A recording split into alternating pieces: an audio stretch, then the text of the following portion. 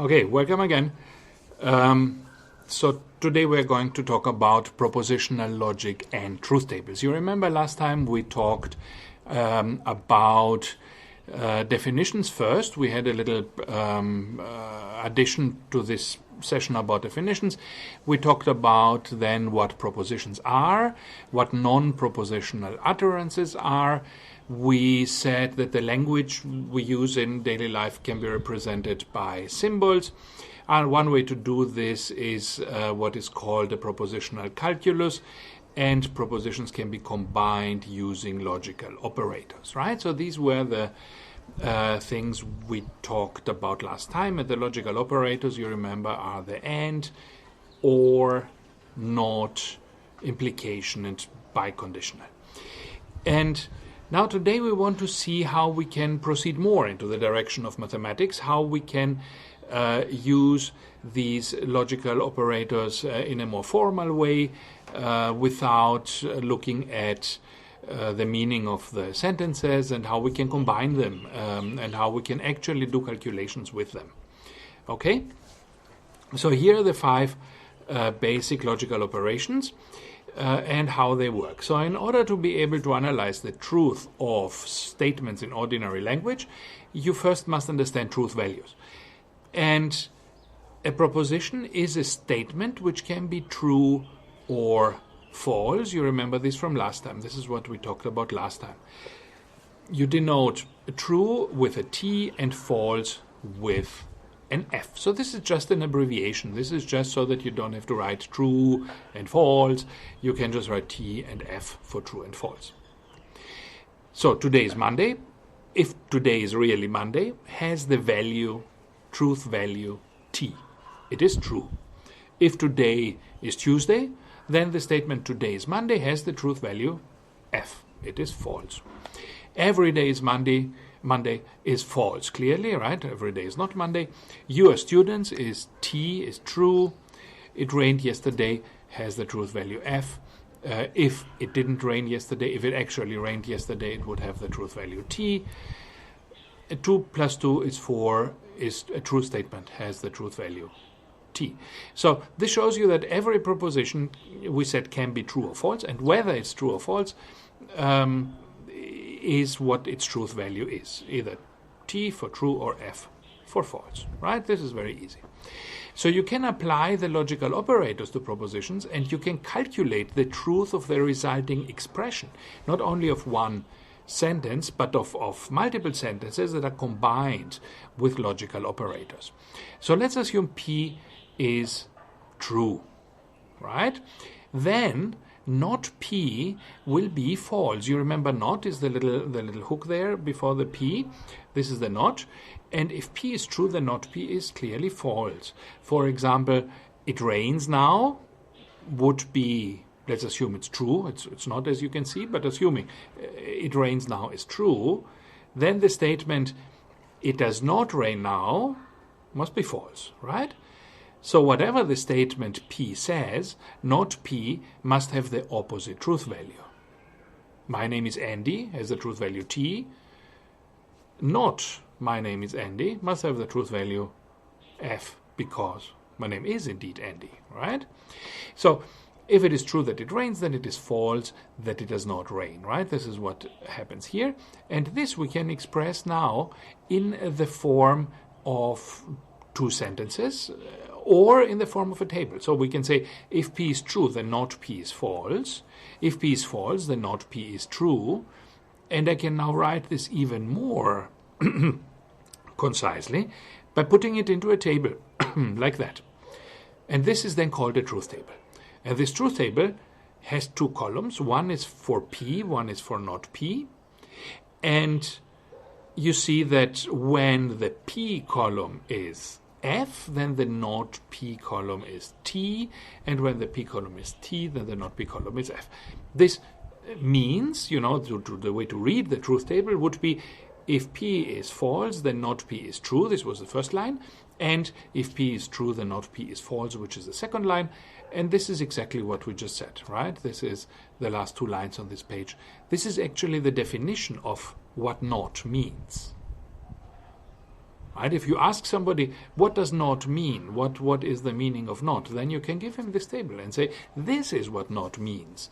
Not means that if a proposition is P is false, then not P will be true, and if P is true, then not P will be false. And if you have this table, you understand what not does.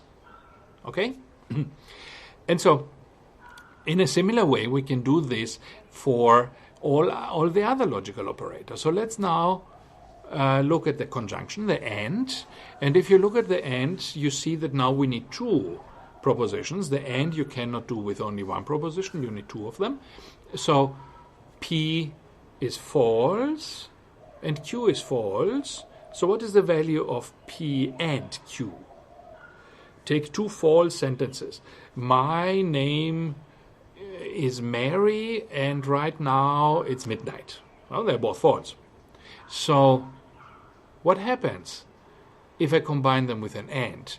Is the statement, my name is Mary and today is midnight, is this combined statement now true or false? Obviously, it's false, right? So it's also false. This means when P is false and Q is false, then the statement that combines both with an and must also be false. Now I can do this, but having one true statement. So I say, my name is Mary, is P, and Q is the sun is shining, which it is actually, right? Right now the sun is shining. You can see it here on my T-shirt, on my hand. Here it is, right? The sun. Okay, so P is false, but Q is true. My name is Mary, and the sun is shining. And now I make a combined sentence with an and. My name is Mary, and the sun is shining. What is the truth value of this whole sentence? Is this now true or false? And obviously, right, this is still false. If one part of the sentence is false, then the combination with the and with another sentence must also be false. What happens if I do it the other way? My name is Andy, but now is midnight.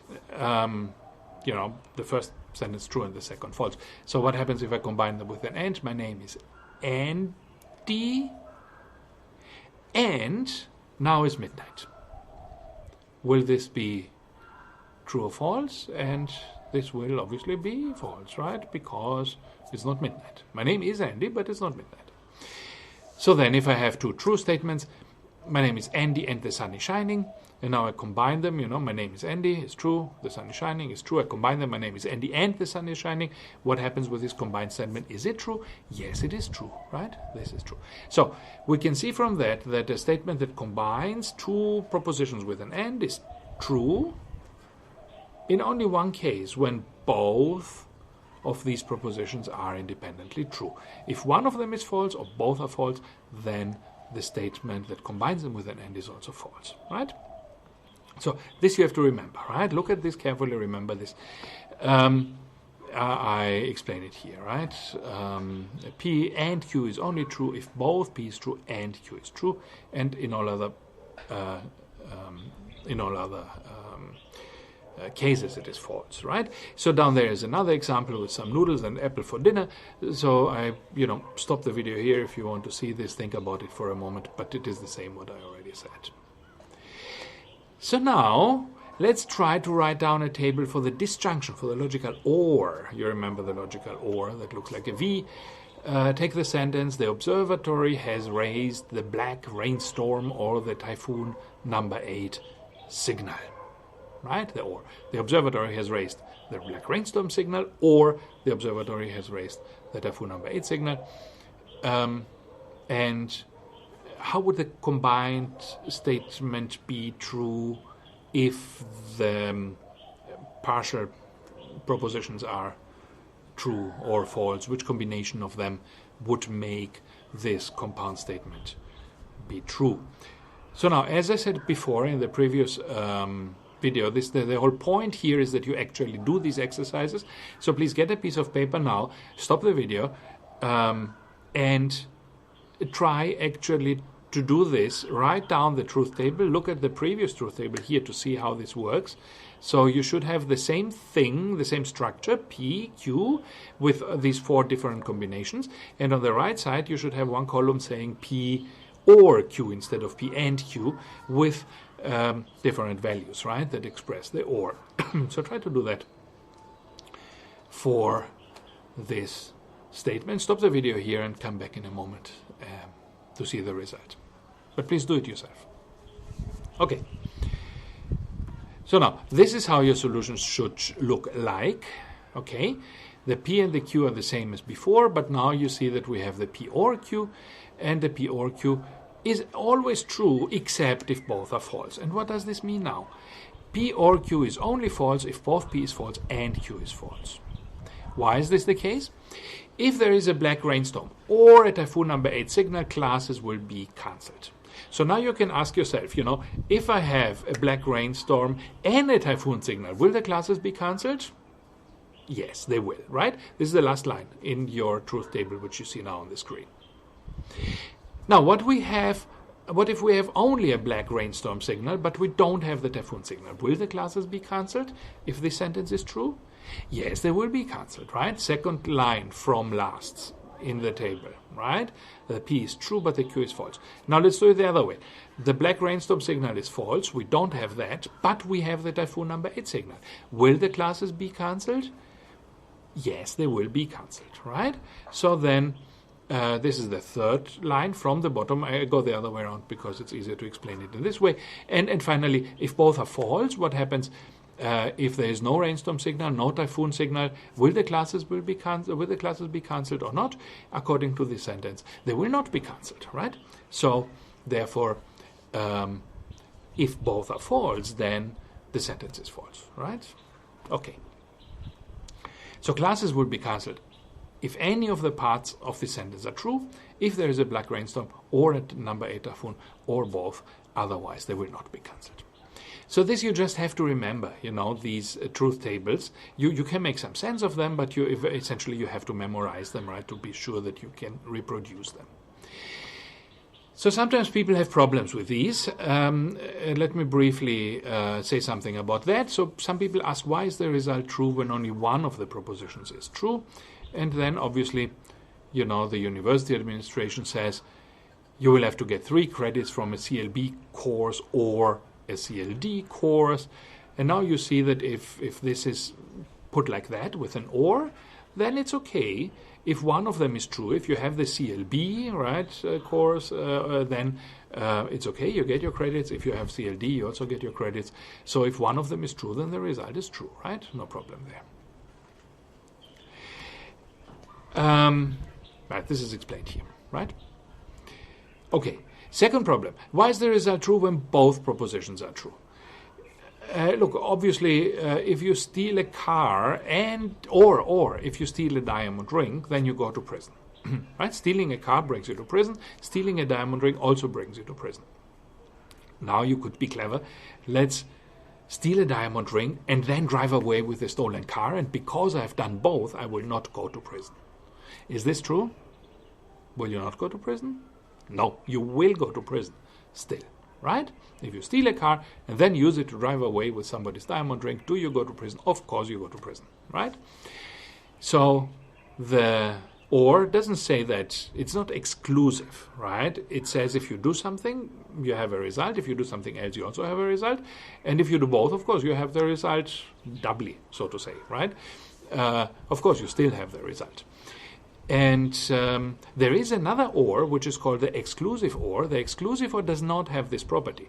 So then it's either the one or the other, but not both, right? This is a strict either or, but this is not what we have normally with the or. So the normal or is supposed to be inclusive, right?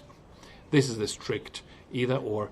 The exclusive or, which has its own symbol. You see it on the first line on the right side of the first line. You see the symbol is this little circle with a cross in it. This is an exclusive or, but we don't need this now. In this class, we don't have this. Okay, so all the ors in this class would be normal inclusive ors. Now, this one is the only one that does not make sense immediately when you look at it. This is the only one that you have trouble remembering, and the only one that you actually have to memorize. because it's not so easy to reconstruct it from examples. And you just have to deal with it. I mean, it's unpleasant to have in something called, critical thinking and logic, to have something that doesn't make any sense and that you actually have to memorize. But really, this is the easiest way to do it. So just memorize this thing and don't ask why it's like that. So now, what does it mean? I can give you a kind of explanation for that. P implies Q is only false if the first proposition is true and the second false. You see this in the third line of this truth table, right? And this is what you have to remember. This is the only sentence you have to remember. From this you can reconstruct the whole truth table, right? Because there's only one false condition, everything else is true. Now, you can try to make some sense of it by using an English sentence. If it rains, the street will get wet. Now, what does this mean? Let's start from the bottom. If it rains, the street will get wet. Now, it rained and the street is wet. Is my sentence true? Yes, it is. Right? Last line in the truth table. It rains and the street is wet. So my sentence, if it rains, the street will be wet, is true. Right? Now, second last line. If it rains, the street will be wet. Now, it rained, but the street is dry. Is my sentence true? No. My sentence is wrong. It's mistaken. Perhaps, the street is covered or something. But it is just not true. It rained, the street is dry, so my sentence is wrong. Right? These two make sense. Now, the problem is with the other two, the first and the second line in this table on your screen now. Because I say, if it rains, the street will be wet, but now it doesn't rain. So since it has not rained, what does it mean? What happens now with my sentence? Is it true or is it false? How do I judge the truth of a sentence that says, if it rains, the street will be wet, if it does not even rain? I don't know what would have happened if it had rained. Would the street be wet or not? I don't know. Nobody knows, right? So this is why we cannot judge the truth of the sentence in the case that the first proposition in the implication is false. We have no way of knowing what would happen if it was true. So this is why this is not intuitively clear, right? We cannot easily say what the result should be.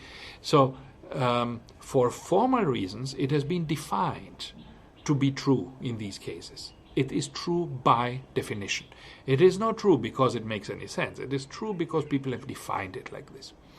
If you don't like that, it's your problem. Deal with it. That's how it is defined. You have to memorize it. There are other things in mathematics which don't make any sense, but we accept them. For example, look, I have a cake with 8 pieces of cake, okay, on a plate, and now I have 8 children.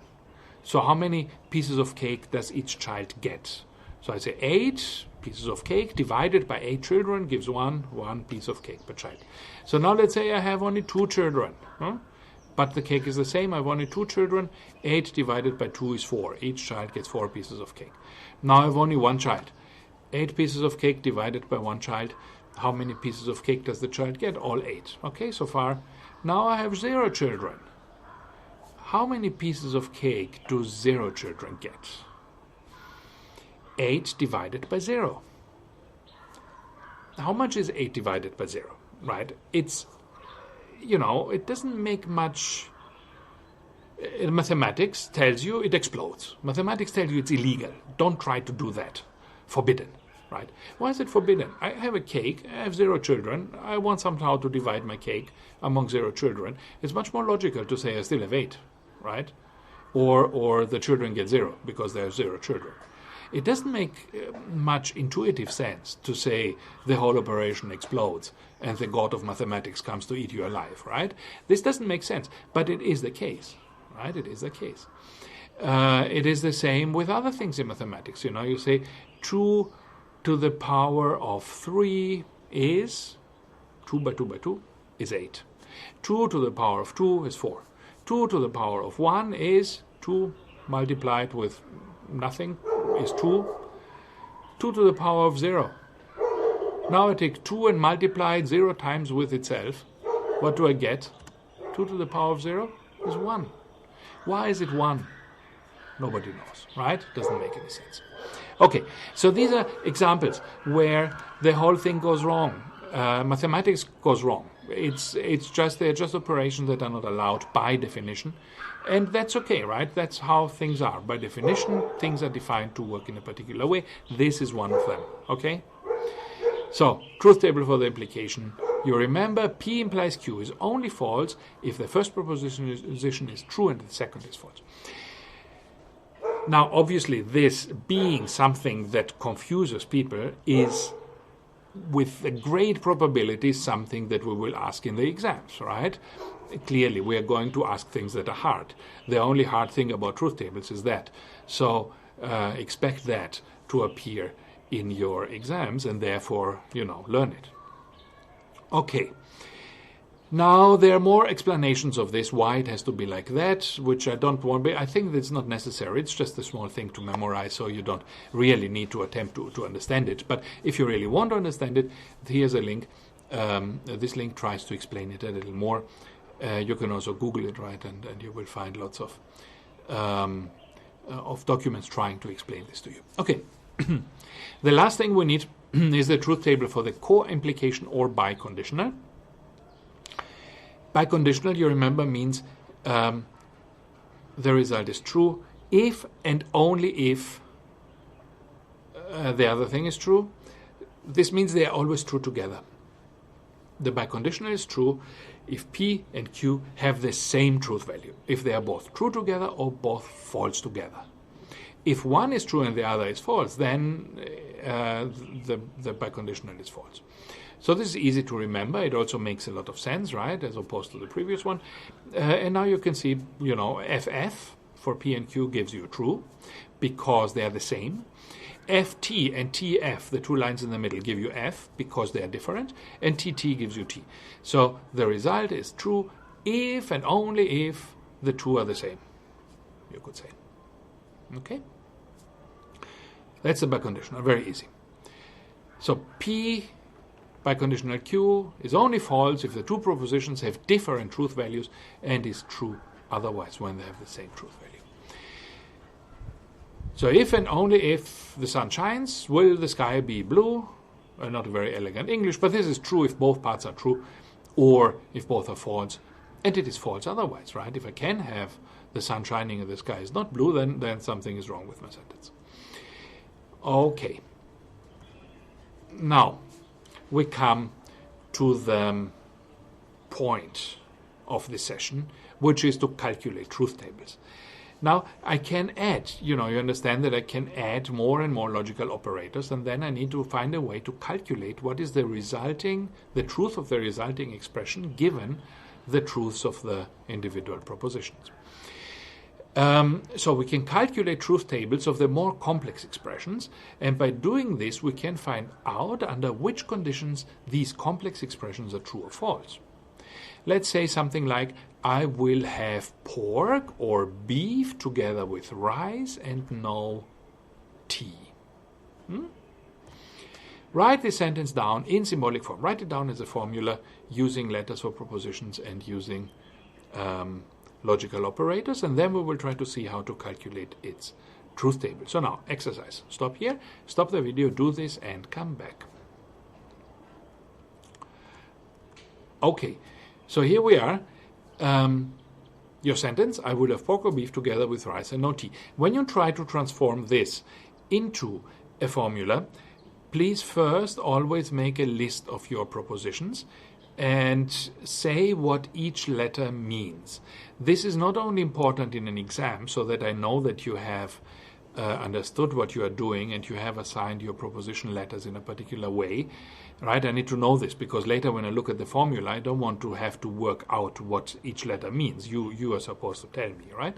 So make this list. It's also good for yourself because sometimes, again, in order to confuse you, we might ask you to translate a sentence that has multiple words that begin with the same letter, multiple P's in there, pork and potatoes and whatever, peas, and then we will try to trick you in this way to use the same letter for different propositions, which then you will fail, right?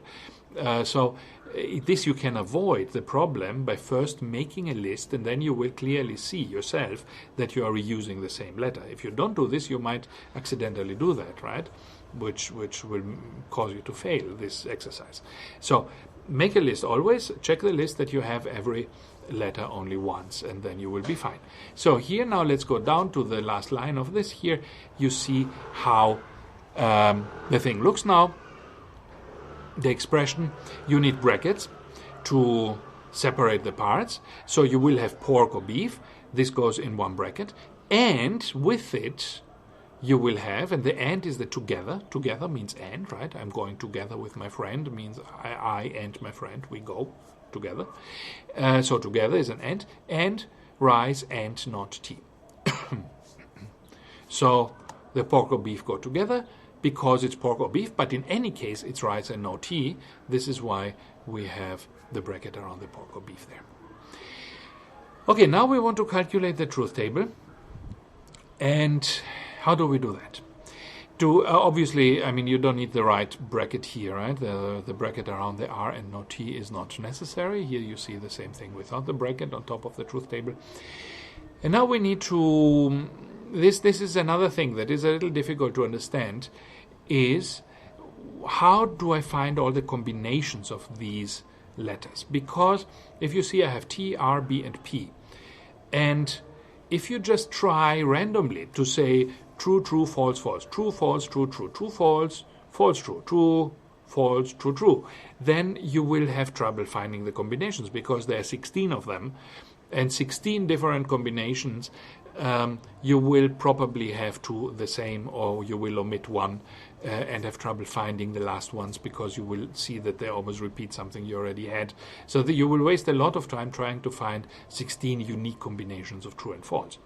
But you want to find all the combinations. So this is why you employ a trick. And the trick is the following. Look at this table carefully. On the left side, the T goes true, false, true, false, true, false, true, false. Okay? You go 16 times true, false, true, false. Then you step to the next one. You take the R. And now you go in steps of 2. You say true, true, false, false, true, true, false, false. And then you take the next variable, the B, and you double the step. So you had step 1 on the T, step 2 on the R. Now you go step 4 on the B. You double it, 4. And now you have 4 true, 4 false, 4 true, 4 false. And then you double the step again to 8. It was 4 on the B, now it's 8 on the P. You have 8 true, 8 false. If you had another variable, you would double it again. You would have 16 true, 16 false, and a total of 32 lines. If you had another variable, you would have 32 true, 32 false, and a total of 64 lines, and so on, right? Now, if you check this, stop the video for a moment, make sure you understand this, check it, you will see that every line is unique. The first line is true, true, true, true. The last line is false, false, false, false, and in between you have all the combinations without anything ever repeating, right?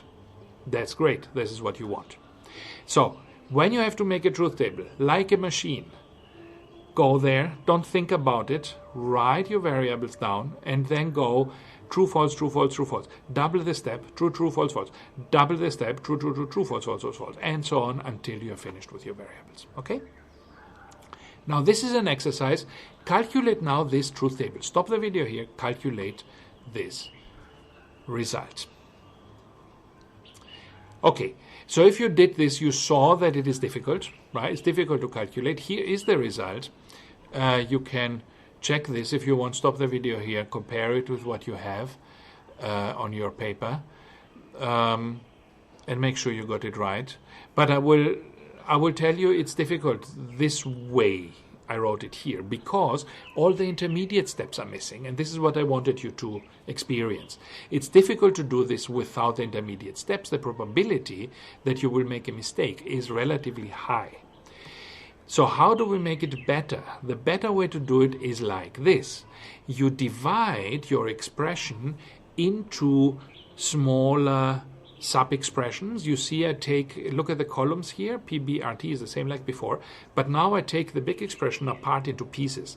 I calculate first the P or B, then the not T, then the R and not T, and then I put them together from the inside to the outside, right, to the bigger operators, so that I have only one operator in every column, right? That's the point.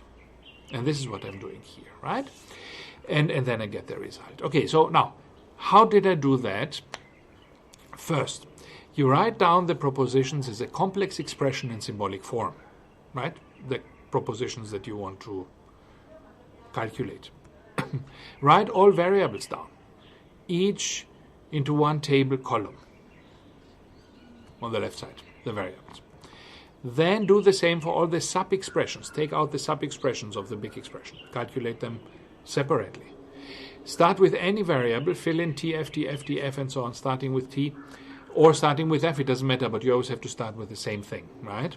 For the second variable, go in pairs of T, T, F, F, and so on, and then in groups of 4, 8, 16, 32, and so on. Like I said, you always double the step. Calculate the truth values of the sub-expressions and of the final expression, and that's how it is done, right? So here you have now number 1. These are the steps numbered, right? Number 1 is write down your expression. Number 2 is write down the variables. Number 3 is write down the sub-expressions. Number 4, 5, 6, 7 is calculate the variables. I did it the other way now. I did it from right to left. You see my T is now on the right. It doesn't matter. You can do it as you like, right? Wherever you write the T or B or R or P, doesn't matter. The only important thing is that you have the variables distinct, different variables for different propositions, and that one goes with the step of 1, another goes with step 2, another goes with step 4, and so on. It doesn't matter the order, how you write them. This only changes the order of the results. But again, the order of the results doesn't matter. What matters is that you have the right results. And then you calculate number 8, P or B first, then you calculate P or B and R, number 9, then you calculate not T, number 10, and then you calculate the result, 11. Okay. So, go a little back if you're unsure, listen to the thing again. I'm making it a little faster now, not only because the sun is going down and in a moment we're sitting in the darkness, but also because this is a video, you can always stop it, you can go back, there's no need to bore you with, doing this slowly. So make sure you have understood this. We will repeat it also in a moment, right? Let's do one more exercise. So here is another sentence. I will paint my room white, but I want those blue sheets for the bed or red curtains. Otherwise, I will just paint it yellow, but without the red curtains. Okay? That's the thing. Try to write this down in symbolic form. Don't yet calculate any truth tables, because if you get the sentence wrong, then your truth table is useless and you wasted all your time. Write the sentence first, we check your translation first, and then we will make a truth table. Stop the video here, do this, and come back. Okay? So, here we are. Variables used. Again, make a list and use letters that make sense. Of course, you can use P, Q, R, and S, but then it's difficult to read the result. It's difficult also for you to check if it is right. It's much easier if you use letters that make sense. So for white, you use the W because, it's white. And for blue, you use the B. And for R, at curtains, you use the R. And for the yellow, you use the Y. And then you have a much easier expression to read. Then you can go down there and almost read it as English. So I will have white and blue or red, or yellow and not red. I leave it here for a second to digest. Again, stop the video if you need more time. You should have come up with something like that. Okay. So what do we have to see here? The but is an and, right? I will paint it yellow, but without red curtains. But without means and without in English, right? So but is an and. The otherwise, in this case, is an or. It is not really an or, right? I'm cheating here. The otherwise would not be an or, because an otherwise is not inclusive, right? And otherwise means I have something, otherwise I have something else if I don't have the first thing. So it means I don't have the first and I have the second. But we don't want to complicate this here, so we cheat a little. We say the otherwise is an or. We will discuss later what a correct otherwise would be. And without is a not. But without, right? The without is and not together. And the just we ignore. I will just paint it yellow. This doesn't have any logical function in the sentence, so we can just ignore it. Okay, now the otherwise. It's a little more complicated, I said, right? Otherwise is not really an or. A more precise translation would be, and if not something, then something else. This is an otherwise. So you say, if they have Coke, I will stay, otherwise I will leave. I will not stay. What does this mean? It means, if they have Coke, I will stay. If they don't have Coke, I will not stay. This translates to, I will stay if and only if they have Coke. So actually it looks like that, right? Coke implies stay, and not Coke implies not stay, and which is the same, right, as Coke biconditional stay. If you are not sure about that, again, stop the video, think about that, meditate for a moment. It's a good thing to think. It's called critical thinking. Don't try to avoid it. Think about it, make sure you understand it, make your own example, perhaps write it down, check that it is really what you expect, and then let's go on. So more generally, if A then B otherwise C translates as A implies B and not A implies C. Only in the special case where the C is equivalent to not B, as in the example before, otherwise becomes a biconditional. So if A then B otherwise not B becomes A implies B and not A implies not B, which is the same as A biconditional B. Right? Wonderful. Now, calculate the truth table for this thing. And we just wrote it down as a symbolic expression, so there is no, here there is no surprise, right? We just did that. It's the thing with the white room and the blue sheets and the red curtains. And now we want the truth table of that. Please stop the video, make a nice big truth table. Think first, how many lines will your truth table have? And then, make it. I'm waiting. Okay, here's your truth table. Okay, that's it. Here it is how it should be. It has 16 lines. Why does it have 16 lines? It has 4 variables. Check it first, and then we will discuss it. Check it first. Okay. So what's the good thing about this? Why do we even make a truth table, right? This is perhaps a question you have. Why do we waste time now doing this thing? So the point is, this truth table allows you to take a complicated sentence like the one above there, with the sheets and the room and the colors, and to say exactly under which conditions this will be true or false. Normally it would be difficult. If I give you a sentence like this, it's hard to see all the conditions that make it true. With the truth table it's very easy. Why do you want to know this? Because now you can imagine that you want to you're the customer. You want this, right? You want this. You want to make your room in this way. And now you go to a shop and you say these things. And now you want to satisfy your conditions up there without spending too much money. So your question is, how can I satisfy the conditions without spending too much money? Which combination of sheets and paints and curtains, will make me happy with the least number of things bought? So now, since you know that the things you have to buy are your variables, white paint, blue sheets, red curtains, yellow paint, you want to buy as little as possible. So you go down on your truth table to find a line where all these variables are red, because whatever is red you don't have to buy.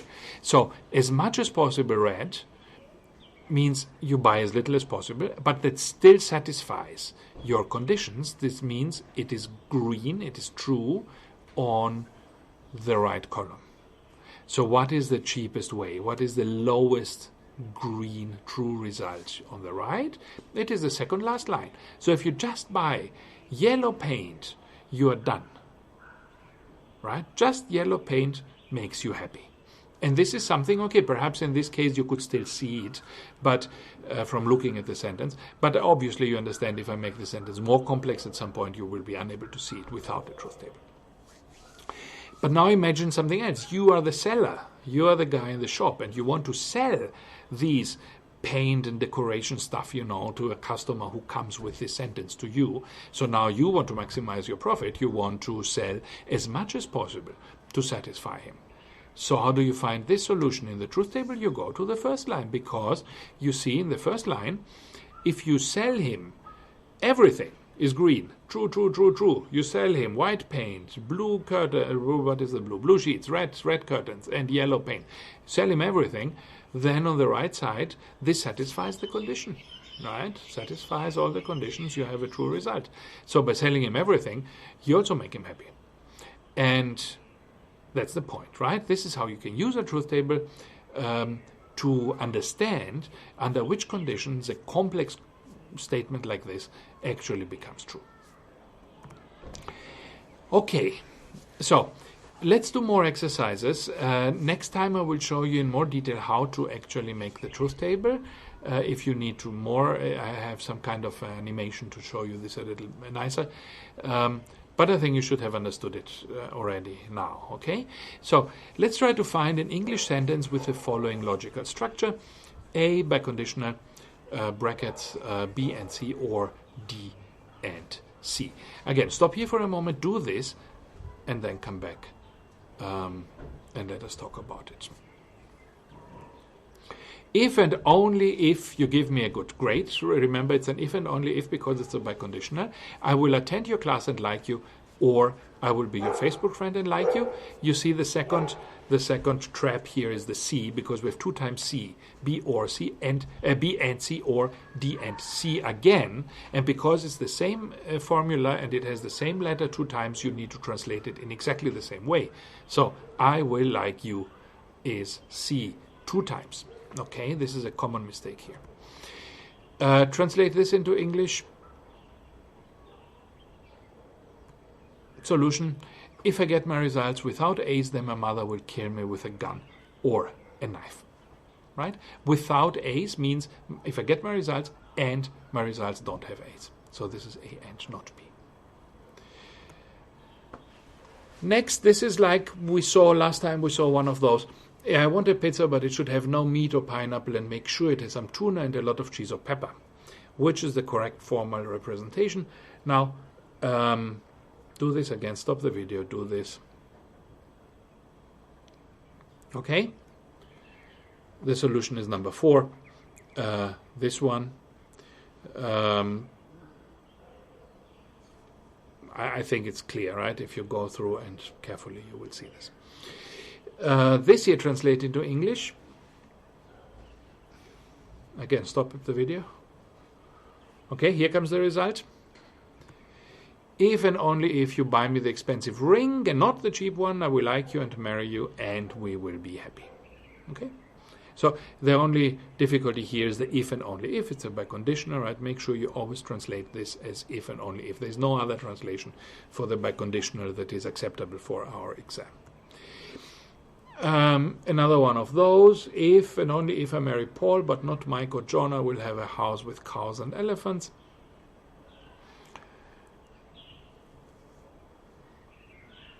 Here's the result. Number 5. Okay. If I read a book and don't go to the cinema or to the restaurant, I will be satisfied without having spent too much money. 1, 2, 3, 4, 5. Result number 4. Okay. In these examples, something like this is possible to be in the final exam. The point is to not waste time, right? You should always not look at things that are not difference. So for example, the Q and, you don't even need to look at that. Q and not P is always the same. So concentrate on the differences is the one thing. Second thing, in the exam you will not have 5, you will have only, I think, 4, right? We have only 4 in the final exam, 4 options. So it will be a little easier than that, okay? So logical operators can be described by truth tables is what we learned today. That's it. We are finished. The sun is still up. This was great. So this was a little fast. I know this because the mosquitoes are eating me alive here. So when you, if you have not perfectly grasped every single detail of this, it's perfectly fine. This is why that's a video. So go back to the beginning, listen to the whole thing again. It does wonders for you. If you would listen to it 3 times, you will know it perfectly. Your brain will you know, memorize everything just so that you don't have to see me ever again giving you the lecture again. So now that's it. If you have any questions, again, write me an email. Don't be afraid to ask, you know. But please do the exercises first. I mean, do the exercise, go through the whole video. Don't ask me, you know, questions like, you know, what is a truth table? Go through this whole thing. Do all the exercise. If you have specific questions, points that are not clear, then feel free to write me, okay? So, thank you. Here's my email address. And see you for the next session next time. Bye-bye. Thank you. Let me now find out. Turn this off elegantly. Here we are.